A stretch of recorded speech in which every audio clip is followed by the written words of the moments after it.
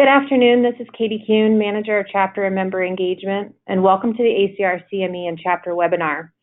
We're looking forward to a great presentation today, but before we start today's webinar, I would like to introduce the CME team, which includes Dan Reardon, Chief Compliance Officer, as well as Carly Armstrong and Alexis LeCount, who are the CME compliance staff. I'm now going to turn the presentation over to Dan Reardon, who would like to say a few words before we begin. Great, thanks, Katie, and thanks everyone for joining us today. I'm happy that we've got quite a few folks on the line joining for this presentation.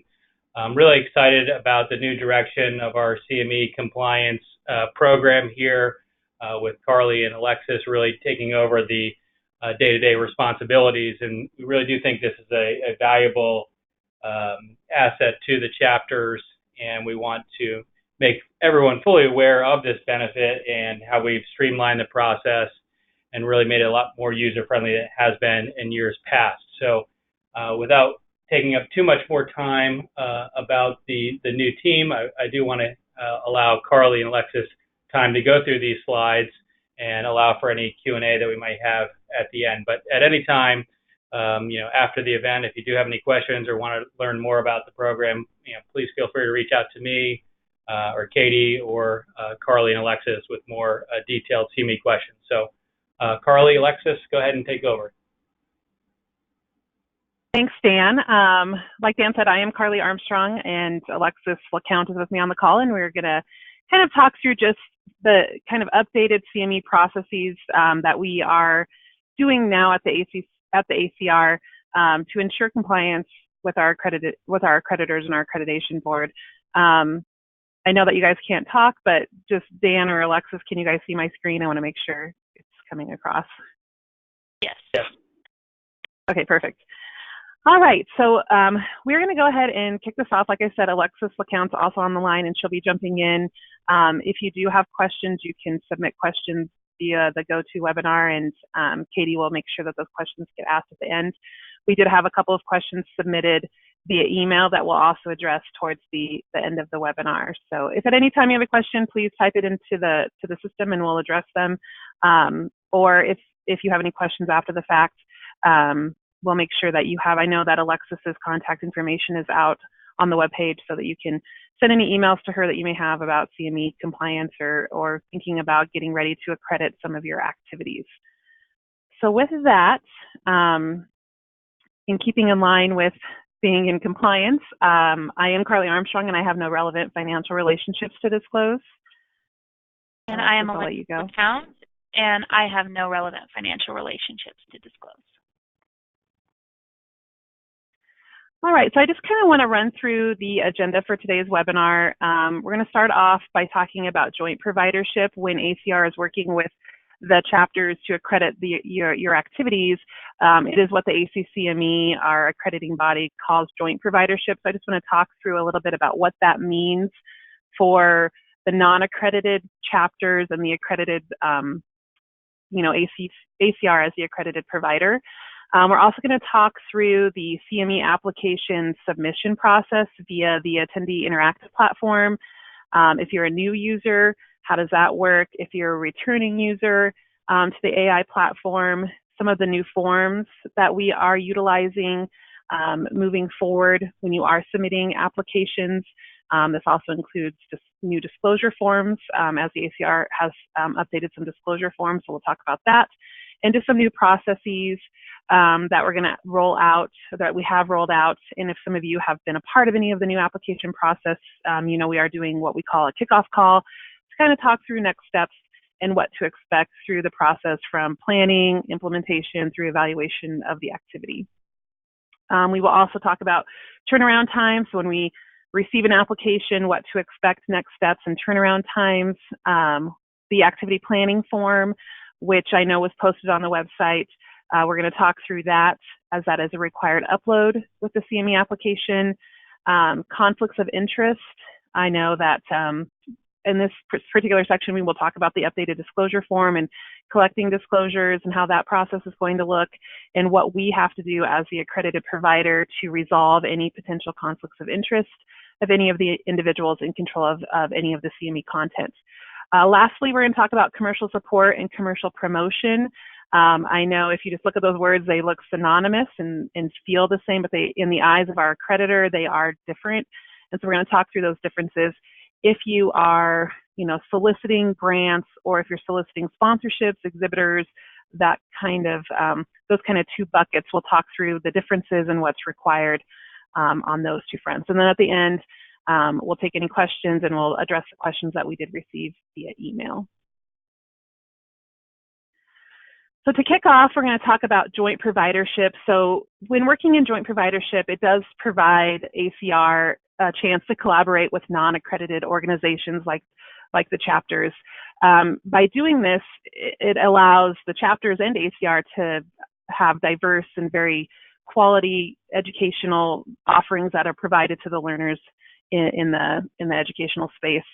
As the accredited provider, ACR does still have to maintain responsibility to demonstrate work compliance with criteria, standards for commercial support, and the ACCME's policies. So when we are requesting this information from you, having you do the application, collecting the disclosure forms, when we want to see program materials and content, sometimes this is why, because as the accredited provider, we still have to maintain compliance, even though we are working in joint providership. The chapter is putting together the content and putting together planning committees. ACR is still responsible for ensuring that we are meeting with all of these compliance pieces with the accreditation board, which is why we like to then have the kickoff call and kind of talk through things with you, why we're wanting to proactively reach out now and talk about the CME application process, because everything that we do request, we house in an activity file and we keep in the event that we are ever audited by the accrediting body. And then that way we have that information. We don't have to come back to you in 3, 4, 5 years and say, hey, do you still have this? We have it all. And once the activity is closed up, we can move on and start planning the next activity. As far as joint providership goes, we are required to inform the learners that this is a jointly provided activity. And so we do have some requirements, which I'm sure many of you have seen, in terms of using the verbatim accreditation statement that identifies ACR as the accredited provider and whoever we're working with in joint providership, the chapter as a non-accredited provider. This does have to be verbatim on all materials that go out to learners, whether it's marketing materials or audience generation materials or on your program materials, if it's a mobile app or if it's a handout or a program book. That does have to be clear to the learners that the activity is being managed as a jointly provided activity. Additionally, if you've been a part of any of the kickoff calls with us, as we rolled out this new process, we do have a joint providership agreement that will have you look through and sign. It does outline the roles and responsibilities of ACR as the accredited provider, as well as the roles and responsibility of the non-accredited joint provider in terms of what we need from you and what we will do to maintain compliance. And then the last thing on here is, I know a lot of you, many times when you're submitting applications, ask us about the, what's the cost for the joint provided activities.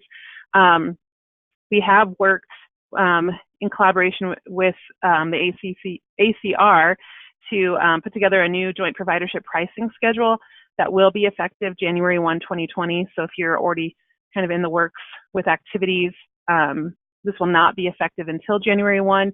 It's still pretty similar to the old pricing schedule, but rather than needing to know the number of learners and things like that, we'll kind of you'll have more of a concrete idea on the front end in terms of fees. And so I'm going to pull that up here now, and if you have questions later, obviously send them to us as far as the providership pricing schedule. I'm going to go ahead and pull that up now. So we do want to be competitively priced and offer a very high level of service to ensure high quality educational activities are being produced. And so that's kind of what we thought about as we put this new pricing schedule together. You'll see how it's kind of broken into 3 buckets. If you're doing a live event, a single one-time only live event, that's kind of the first bucket. If you're doing a series of live events, so for example, you're doing the same content over and over, like 5 times a year, maybe you're doing it once a quarter.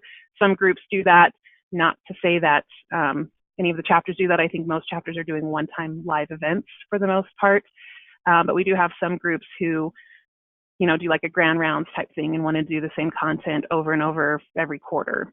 And then the third bucket is enduring materials. So if you are wanting to do a webinar or an enduring material on an LMS system, that's kind of the fees there. So there is just the base fee that includes 1 credit hour. There is a fee for then additional credit hours if you want additional accreditations.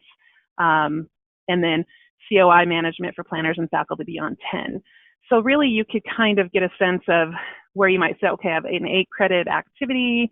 I'm going to have 20 people involved. And I'm just going to offer CME, kind of get an idea that you're going to be, around it's probably going to be 12, or, around the $1,500 to $2,000 range. So that's kind of the pricing schedule there. Again, we can share this out with you if questions, and we can talk about it as we do our kickoff calls and things in terms of just anticipating what the invoice will look like for these activities. All right, so that's just a little bit about joint providership, but right now I want to take the time to go over the CME application process.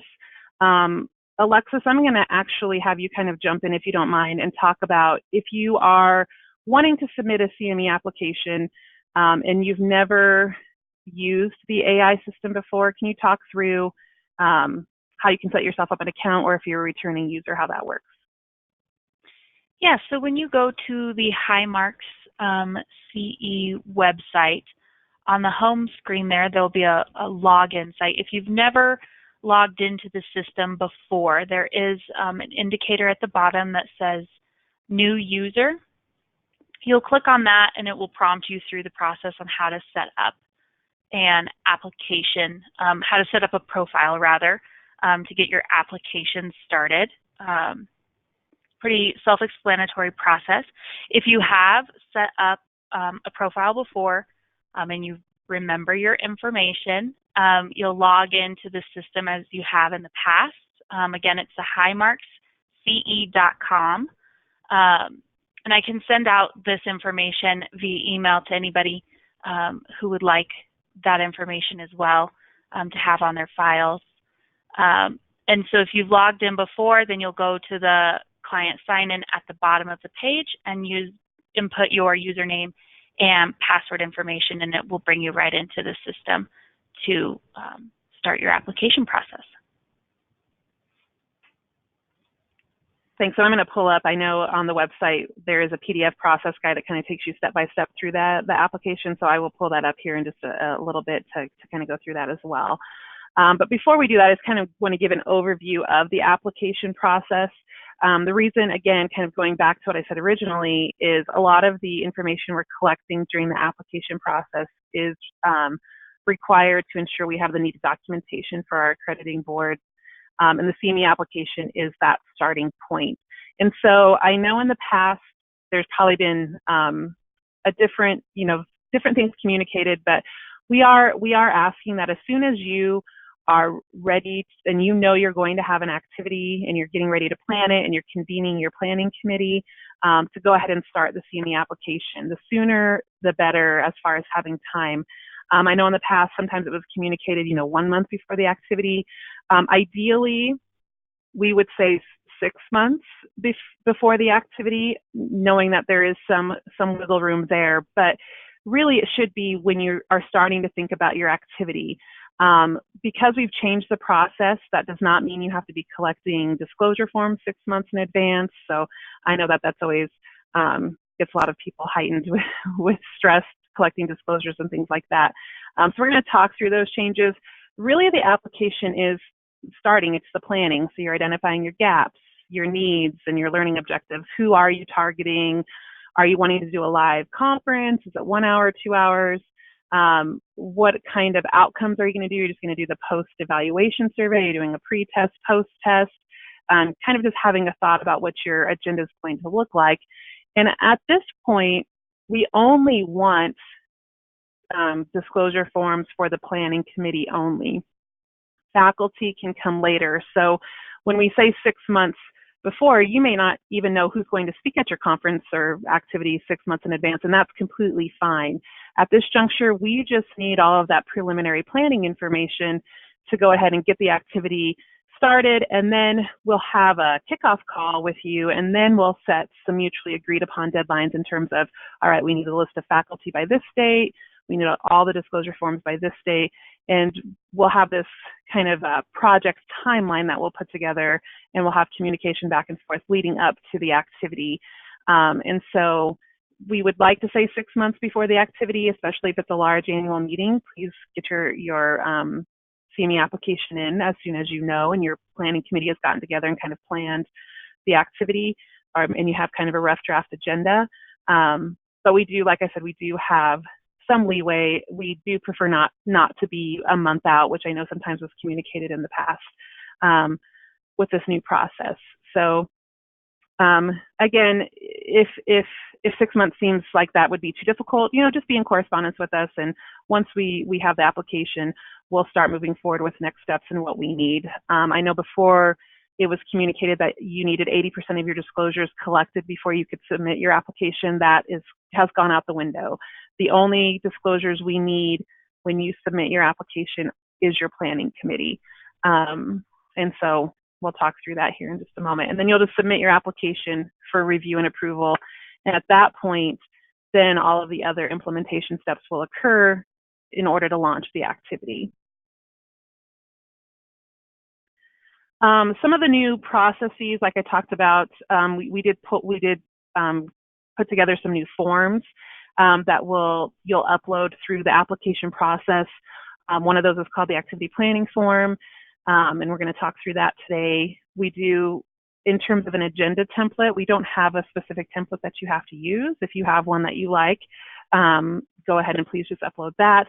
And then we did do away with the COI Excel sheet that you used to have to complete, and we have a new one called the Planning Committee spreadsheet. Again, this is only for the Planning Committee, and so it would just be collecting the disclosure for your Planning Committee members only, no faculty or anything else at this juncture when you submit the application. Once the application is then received by us, and we review it and we do some things, we'll talk about that in a minute, we will have what we call a project kickoff call that we'll schedule with you to go through next steps and build out what we call a project timeline or a planning timeline that's mutually agreed upon by both parties to ensure that we're collecting everything we need for compliance, that you have enough time to gather the needed materials, communicate with your faculty members, and all of those steps kind of leading up. So that's part of the kickoff call. So what I'm going to do now, I'm actually going to exit out of the PowerPoint here quickly, and I'm going to pull up the CME application process. So you'll see at the top, we do ask that you submit your application at least 6 months ahead of your activity launch, if possible. Again, as much time as possible is the best. So that gives us plenty of time to have our kickoff call and talk about next steps and what we need by what date. We do ask, in terms of process, I've kind of put together step-by-step where you need to go. So we have the activity planning form template, which I'm going to pull up here in just a moment.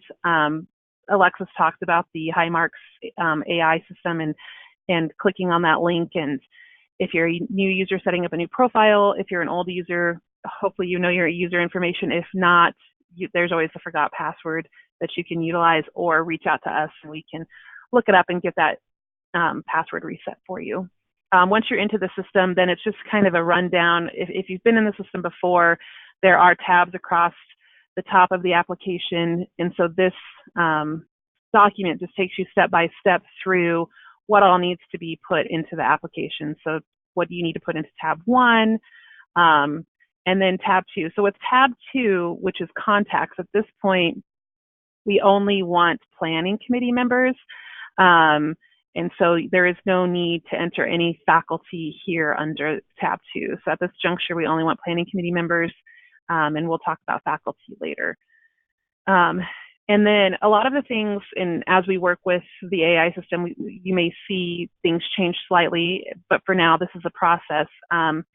Under tab 3, under planning process, we've kind of done away with that. That's all housed now in the activity planning form. Same thing with tab number 4. So we're just saying see attached APS. You can just type that directly in there and hit save and go on to the next tab, and continue on through. So again, this is a step-by-step. I'm not going to go through each one, but it kind of just walks you through what all you need to do as you go through that application in the AI system. I know that this is up on the website, and we can email out to anyone if you need it as well. And if you ever have questions, obviously, as you're working on an application, do reach out to us, and we'll definitely assist you with completing the application if you have questions. The activity planning form, I'm just pulling up an example one here of one that's completed, is the template's on the website as well, but essentially what we're looking for in the activity planning form is what you were doing previously. We're just putting it together in this nice table with all the required documentation pieces that we need from our accreditor.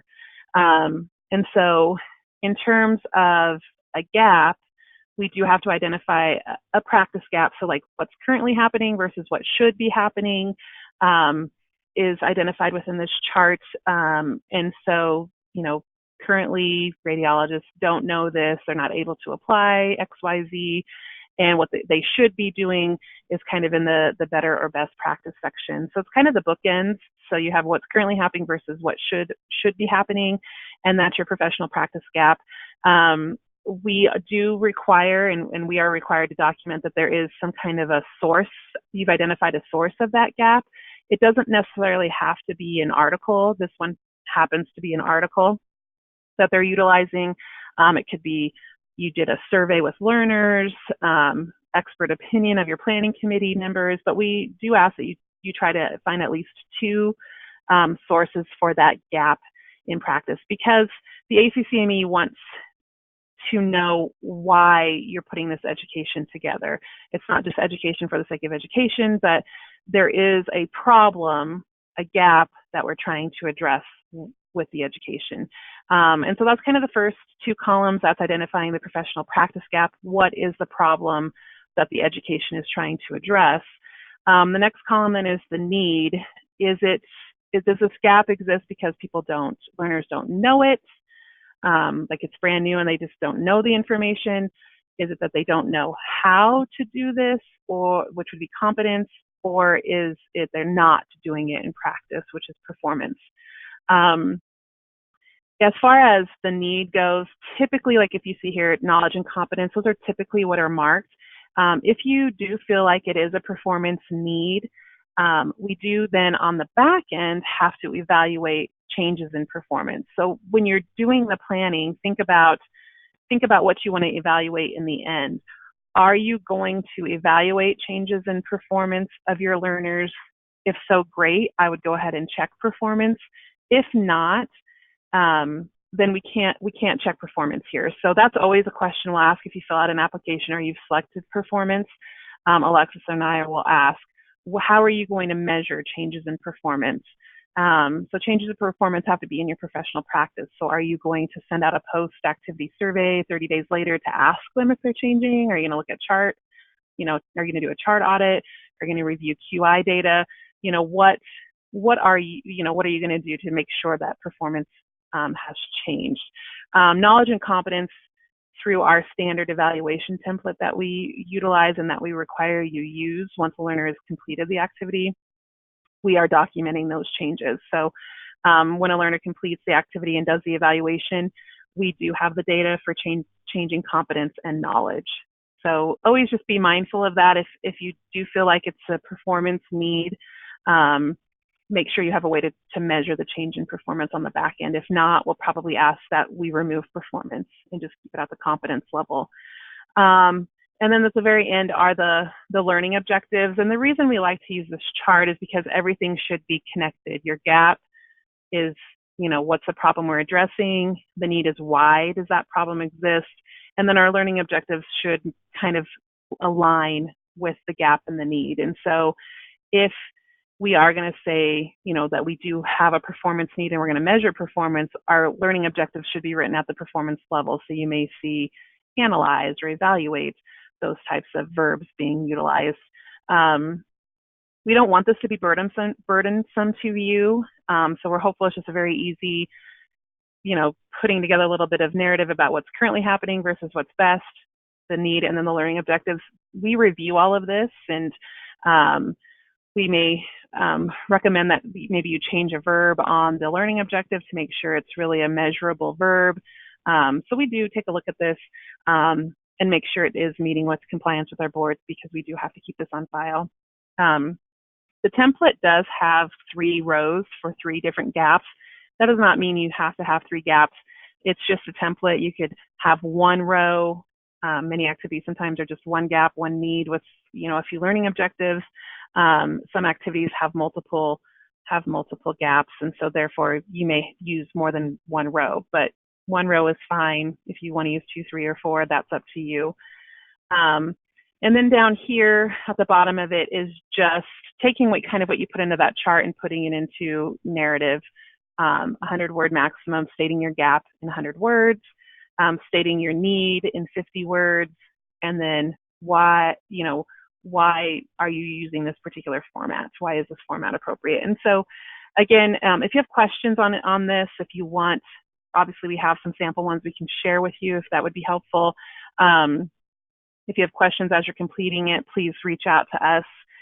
We don't anticipate and we don't think this should take a lot of time to put together.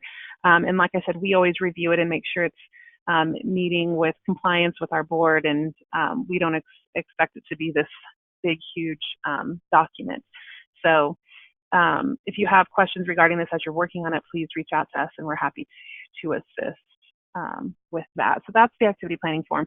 This is, I would recommend when you get your planning committee together or you convene your planning committee, that this is what you're kind of completing as you're thinking about your activity in your first planning committee, and then putting this into the application. So that is that. So that's one of the uploads that is required in the application. A second one is what we're calling the planning committee template. Again, at the time you submit your CME application, we only need planning committee names and disclosure information. So we've requested that you put those individuals' names into this particular spreadsheet and just upload into the AI system as part of the uploads, so that you can continue on and submit your application. And so that you'll see that here on tab 7, supporting documentation, is the activity planning form, an agenda if it's a live course, and then completed planning committee spreadsheet, which was that Excel sheet.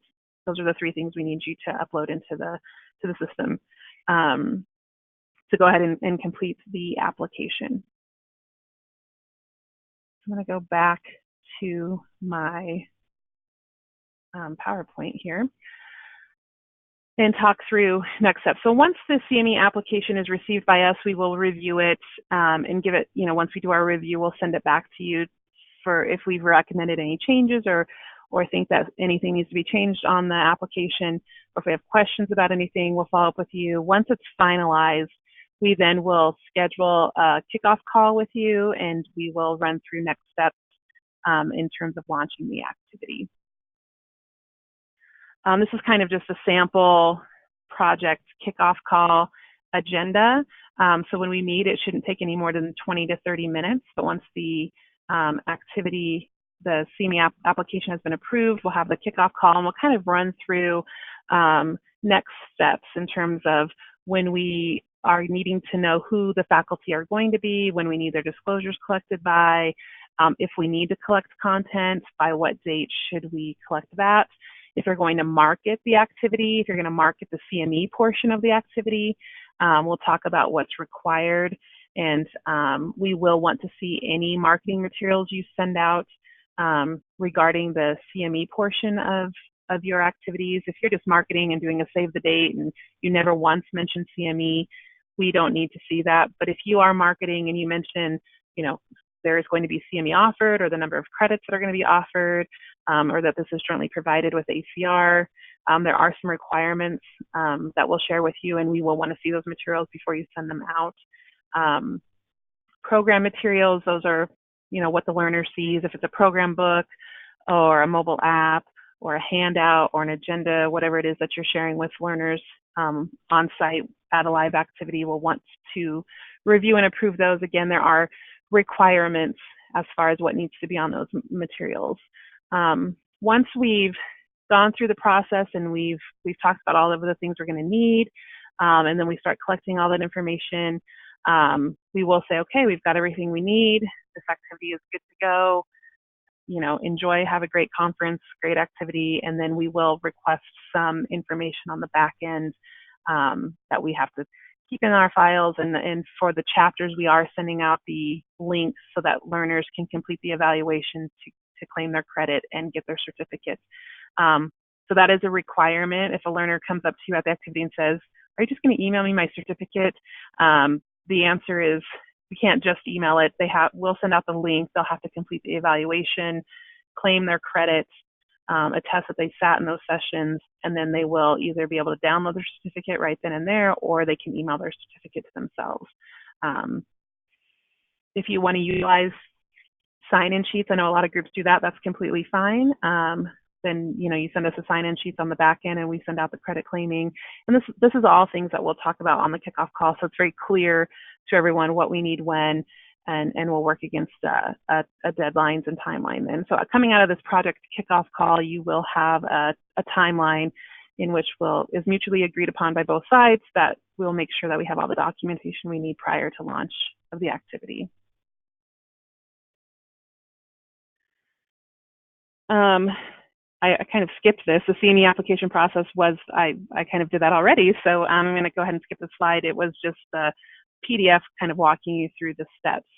A couple of point of emphasis that we want to call out in terms of the application as you're going through each tab 1, 2, and so on. When you're getting to the tab that's called content, that is where you'll input how many credits you would like to offer. And we just ask to make sure that you try to align your credits with your agenda. So if you're going to be meeting in sessions for 8 hours, obviously we would expect the credits to match for 8 hours. If you're doing an enduring activity, we'll have that conversation in our kickoff call, but we will have to have a reviewer or someone complete a pilot test to just document the number of credits offered for an enduring activity. Usually that includes going through the content, taking a post-test, and we'll talk through that on the kickoff call. So I just want to point that out to make sure your credits do align with your agenda. And then the next point is just, and I kind of already brought this up too, is the intended behavioral change, competence, performance, or patient outcomes. I know all of the activities that we plan and implement obviously are affecting patients, but with our accreditation board, we can't select patient outcomes unless we're actually collecting that data and showing that patient outcomes have changed. And so we do take a look at this. If you do select all three, we'll ask you, how are you measuring patient outcomes? How are you measuring performance? And we may need to change that. So just keep that in mind as you're doing the application. If you're going to select performance, how are you going to measure changes in learner performance? Like I said before, the standard ACR evaluation tool does collect changes in competence. So at minimum, every activity you do you will definitely select competence. If you're going to do some of those higher outcomes levels, that's fine. We just will want to make sure you're measuring those and how approve how you're going to measure those. As far as turnaround times go, as soon as you submit your CME application, we will do our initial review and provide feedback to you within 3 to 5 business days. If you've already done this with us, you'll get a feedback form, and it kind of just runs through the application. And if you've completed everything, you'll see things that are in green. If we have questions about something or we need to revise something, that'll be in yellow, kind of highlighted in yellow. We'll also take a look at your activity planning form and recommend any changes there to just make sure that the gap is clear, that the learning objectives are using specific and measurable verbs that kind of align with the need, and just kind of tweak any language we think maybe needs to be tweaked. And we'll get that back to you within 3 to 5 business days. And then we'll work back and forth until that's final. So you may say, okay, I agree, and we'll change these things, but I like this, and I want to keep this, and that's fine. We'll work back and forth. And finalize that. Once it's final, we'll go ahead and approve your application. And so then the application will be approved. And then once approved, we'll schedule a formal kickoff call within 3 to 5 business days. And then once we have the kickoff call, we'll set the timeline. And so it'll be very clear within 10 business days of you hopefully submitting your application, what's going to be due when in terms of the activity. We do, like I said, we talked about reviewing materials, program materials, and so we do require, or we do have a 2 business day turnaround time on that. So if you submit program materials to us, we'll have it back to you. We'll have a review back to you within 2 business days. Sometimes this is only if requested. We will need to do a content review, and we're going to talk about that later. If a faculty member does have a relevant conflict of interest that needs to be resolved, we will request their content and need to have it reviewed in order to resolve their conflict of interest. And we do try to give our reviewers a 5 to 10 business day turnaround. And so when we're setting the project timeline, we're keeping these things in mind. So if the activity is happening, on November 5th, we're definitely going to try to get content, 3 weeks prior or 4 weeks if we can, if we need to, in order to make sure the reviewers have time to review and are able to get that completed before the activity launches. There are factors to consider in terms of turnaround time. It could be very quick. We could get the content and the next day it's done. If we have a lot of conflicted individuals and we have 40 pieces of content that need to be reviewed, that's obviously going to take a little bit longer than if there was only 1 or 2. If you have general compliance questions, our turnaround time is 24 business hours. So if you email us or you give us a call, just basic compliance questions, we will turn that around in 24 hours. So that is kind of our turnaround times, and we do keep to those. If for some reason it's going to be a delay or there's a delay on either end, we'll obviously communicate that back and forth. All right, so like I said, this template, the activity planning form template, does live on the website, and we can share it out via email as well. This is the actual template. The template does have the 3 rows. Again, you do not have to have 3 gaps. You could have 1, 2, 5, 10, however many gaps you think there exist for your particular activity. And so you can remove rows if needed as you're completing the activity planning form. I feel like this is probably the one area where people have the most questions, is the activity planning form. So please feel free to reach out to us as you're completing these if you have questions. If you want to see some other examples of completed activity planning forms, we can definitely share those with you. If sometimes that's helpful to kind of give you a guide as to how those are being completed. And again, then just kind of taking that table above and putting it into narrative is the reason that we have this bottom half of the activity planning form. All right. Alexis, do you have anything that you would like to add as far as activity planning forms that you've seen? Any tips or tricks that you've seen as you've been reviewing things? Not really. Like Carly said, if you need to see examples, if you're kind of working on a specific type of activity and you want to see an example of a similar type activity, please do reach out. Like she said, I'm available for questions on the activity planning form. I will review most of them. So if you do have questions as you're going along, feel free to reach out. More than happy to help you kind of navigate the system. Once you've done one, you don't have to reinvent the wheel. It's going to be very similar as you continue to submit applications for activities. Thank you. All right, I'm going to transition now into the COI identification and resolution review. So for all individuals that are in control of content, so this will be your planners, your faculty, any content developers, managers, staff, anyone who has touched or has the ability to influence the content of the accredited activity, we do have to collect disclosure forms. The ACR did update their disclosure form early in 2019. So if you have old disclosure forms or you're not sure if you have the right one, please reach out to us and please discard any of the old ones and do not use them. What will happen is if disclosures are completed on the old form, it does not meet with updated requirements of our accreditation board.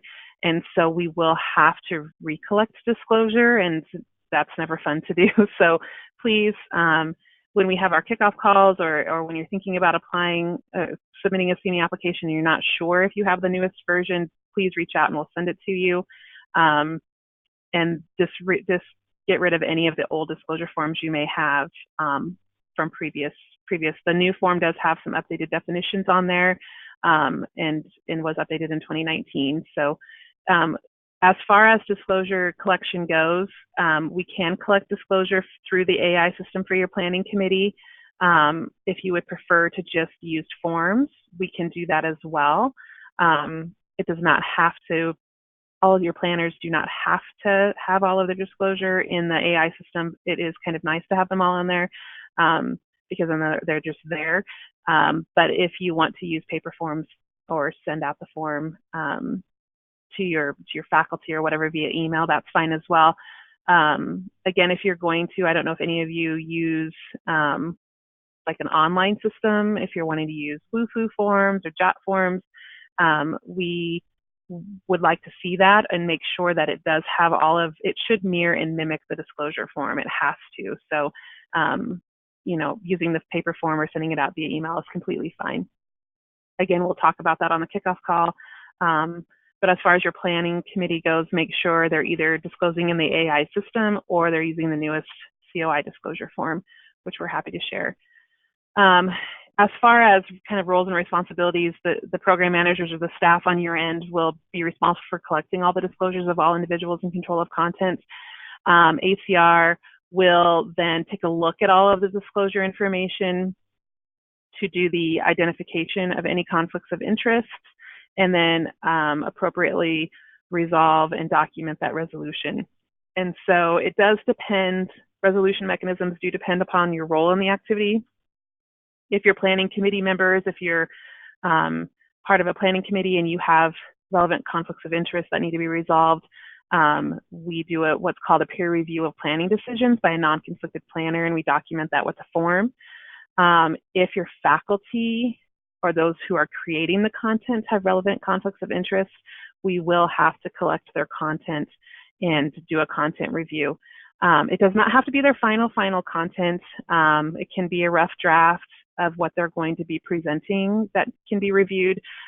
We know, especially with conferences, that they're sometimes working on finalizing things on the plane or on their way or the night before they're getting ready to speak, and they come to the speaker ready room and make changes. That is fine.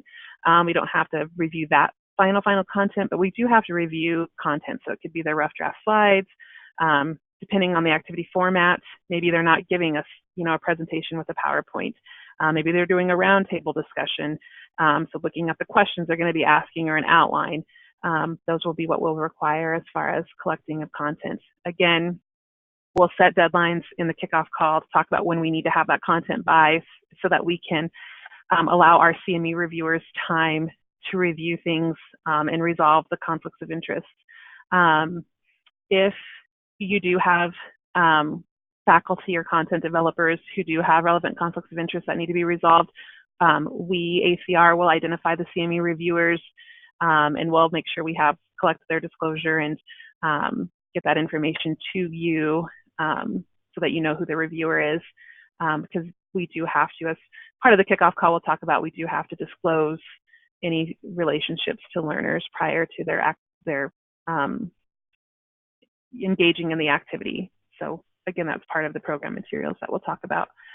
So that's that. So that might be a little bit different. I know when we have the kickoff calls and we say we're going to have to collect content, everyone says, I know it's really hard to get content. And we realize that. That's why it does not have to be the final version, but we do need to collect that. If we have relevant conflicts of interest that we don't resolve, we are not compliant with our accrediting board. So, all right. As far as the last couple of slides here, I want to talk about commercial support versus commercial promotion. A lot of times the two kind of get intermixed, and we're going to talk about it from the standpoint of CME. So as far as commercial support goes, this is financial or in-kind support for the accredited activity. So a funder is giving you money for the accredited portion of the CME activity. or giving you like devices or instruments in-kind support to use in a workshop that is accredited. It is strictly regulated, and so ACR, because we are the accredited provider, we have to be included in all the decisions regarding going after these educational grants. If you are feeling like I want to solicit a grant, a commercial grant for CME purposes, we need to be involved from the start and be identified as the accredited provider. So when you submit the grant, you have to submit a grant, and there's a budget that has to be submitted, and a letter of agreement is put together. We have to be involved in all of those steps as the accredited provider. If this makes no sense, you've probably never done a grant. All of the commercial support grants in the CME space now, there's very few that I'm aware of, all have an independent medical grant portal.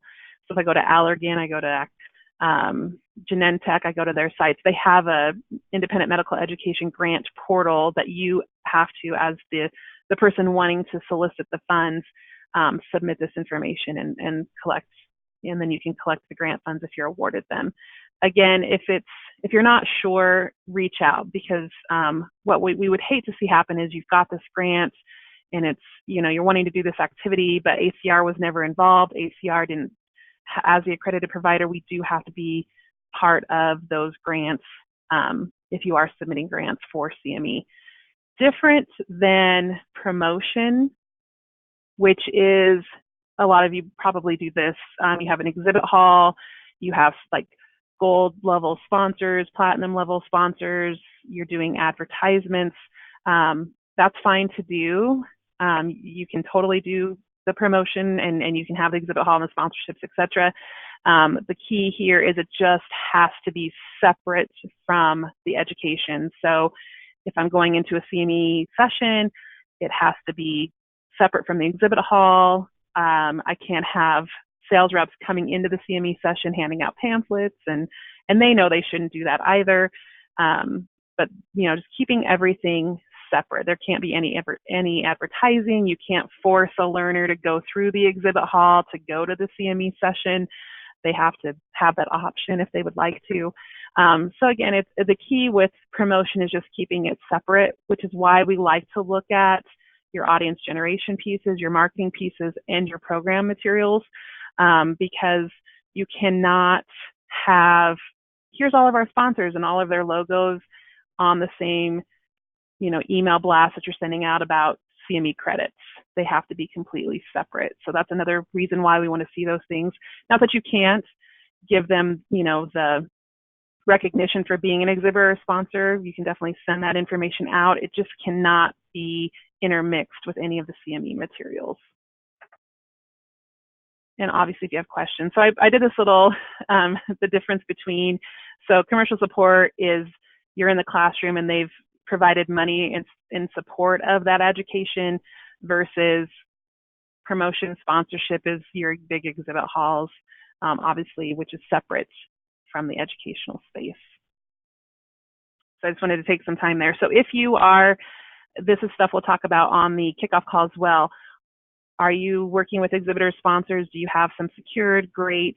We'll talk about how to maintain separation, and that's why we'll want to see things. We don't need to be part of those. We don't need to see those contracts. If you want us to take a look at anything, we're happy to, but that's just separate from CME. But if you actually are wanting to go and submit a grant proposal for funds to support the CME portion of your activity, we definitely have to be involved in that from the beginning. Which again is why we ask the 6-month leeway, because typically if you're submitting a grant, you have to have it submitted usually within 45 to 60 days of your activity. All right, so we have 10 minutes left. I wanted to take the last 10 minutes to address the questions that we've received via email, as well as any questions you may have for us today while we're on the line. So one of the questions we received via email asked about how we can obtain prior applications from a previous year that maybe somebody else completed. And so if you were to log into the system or set up a new username and password because you're new to the system, you may not have access to the previous application. And Alexis, jump in if I'm wrong, because Alexis spends a lot of time in the CME application system. But if you did the application, you should be able to access it from the year before. You can actually clone it and then update it for the new year that you're wanting to potentially submit an application for. If not, and if you don't have access to it, you can reach out to us and we can give you access to the application. Am I missing anything, Alexis, as far as that goes? I don't believe so, no. Okay. And then as far as I know, in the content tab, when you click on the content tab, it does ask you to enter a product code and a budget code. We will update this. You can put in, and Alexis, again, jump in if I'm off base. I believe the budget code is like 00202 or some random number. I don't know where that came from. And essentially, you can put anything in here, 1, 2, 3, 4, A, B, C, D. We will change it. We will work with ACR operations to finalize those two numbers. So it's not anything that we expect that you would know as you submit your application. So you can put anything in there that you would like, A, B, C, D, 1, 2, 3, 4, whatever makes sense, or however you've been doing it in the past, but we'll make sure it matches internally here with our operations department.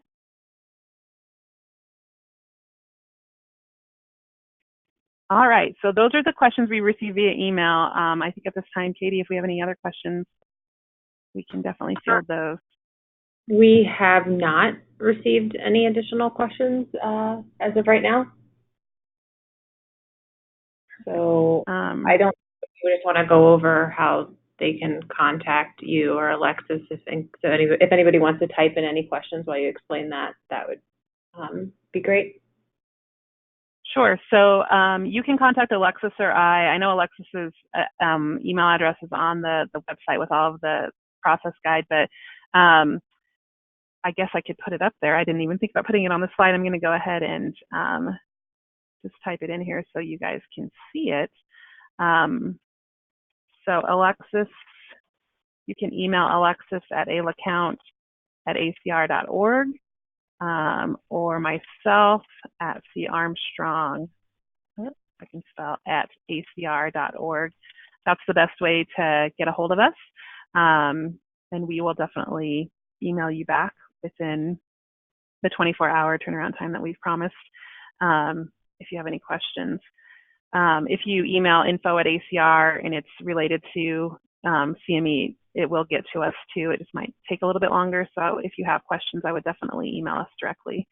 Alexis is kind of your point of contact for applications. So if you have application questions, I would reach out to Alexis. If you have just general compliance questions, if you're thinking about doing commercial support, or if you're not sure if it is commercial support or commercial promotion, reach out to myself, and I'll definitely manage all the compliance questions. Okay. We still haven't received any additional questions, so I would assume that unless there's anything else, Carly or Alexis, that you'd like to review, I thank you for your time and sharing your information with all the chapter leaders and staff who are on the call. Thank you. Yes, and if you do have questions, please feel free to reach out. Okay. Well, great. Thank you, everybody, for joining, and please feel free to be in touch with Alexis or Carly if you have any questions regarding the CME application process. Thank you. Thank you. Thanks. Thanks, everyone.